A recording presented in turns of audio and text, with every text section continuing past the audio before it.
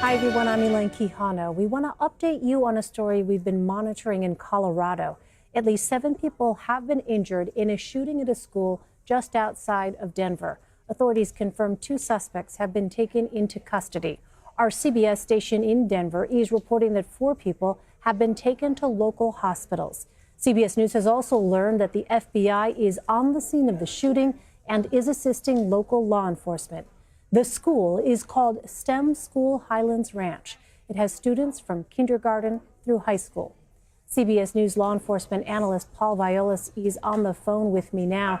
So, Paul, we don't have a lot of details, but what is your sense of what we're seeing unfold right now? You know, Elaine, the one thing that we understand from our sources on the ground is that there possibly could be a third suspect that's still in the school. They don't know that yet.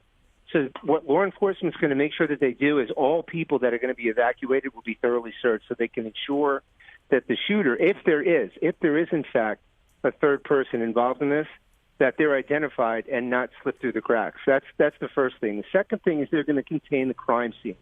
And we don't right now know, Elaine, how many crime scenes there are. What that means for our viewers is that we don't know how many places these shooters attacked inside that school or on the property. So they're going to contain that because what we do know is that they have apprehended 2 suspects.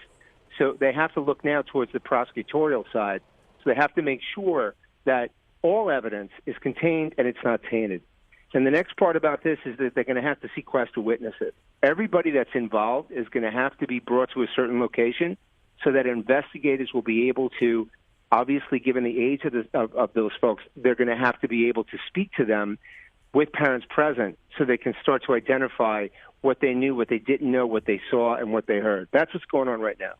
So I'm looking at an Associated Press report that has the latest on this shooting, saying that this school is actually located near a sheriff's department substation and that authorities were able to respond quickly.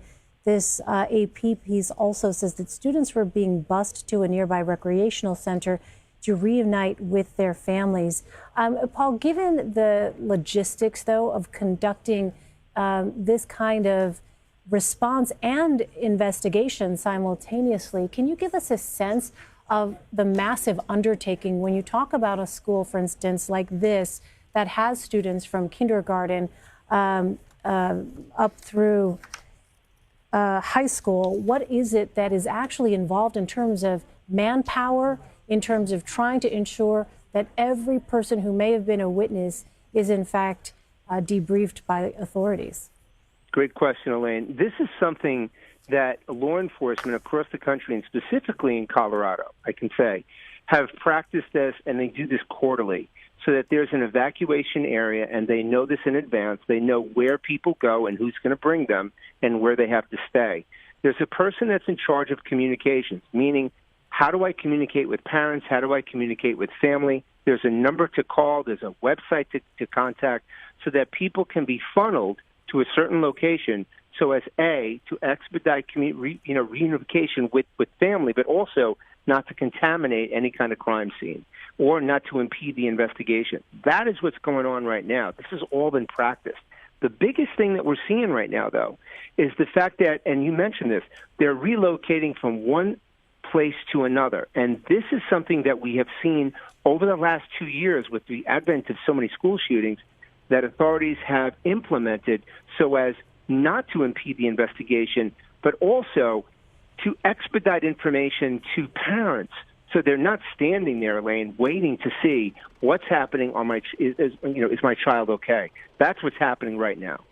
And so what is happening right now? You think in the next few hours, what can we expect to see take place? Well, the first thing is that they have to clear the crime scene.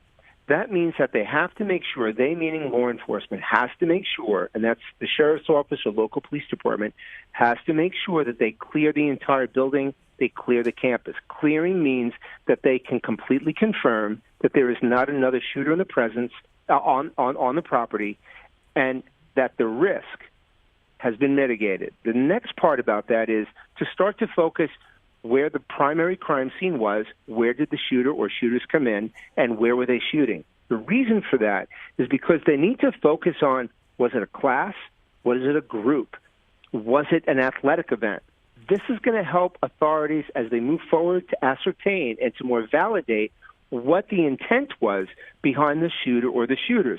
Meaning, and we've seen this before, Elaine, where the shooter or shooter will go to a certain location because they had an axe to grind. There was something that built up within them that created that much resentment that they focused on that.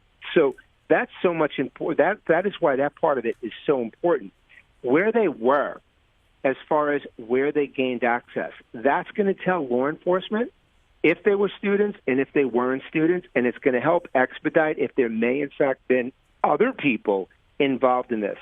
Who they fired at, that's also going to tell them right now if, in fact, this was something that was pre-planned, extensively, or was this something that was a knee-jerk reaction to an event that may have happened in school and it prompted an immediate response. That's what's happening right now from a primary and a secondary perspective. All right, and we are just learning that President Trump has, in fact, been briefed on this shooting in Colorado. That's according to White House Press Secretary Sarah Sanders, who confirmed that to our CBS News White House team. All right, Paul Viollis. Paul, thank you very much. Always a pleasure.